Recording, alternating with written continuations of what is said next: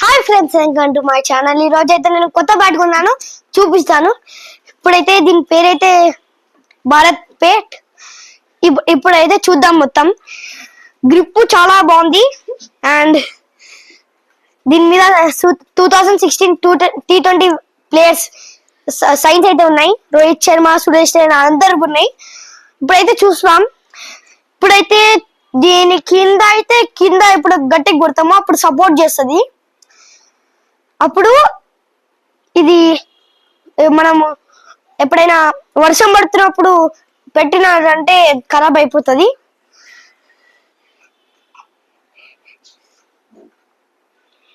ఇప్పుడైతే చూద్దాం ఈ బ్యాట్ ఎంత మంచిగా ఉంటుందో.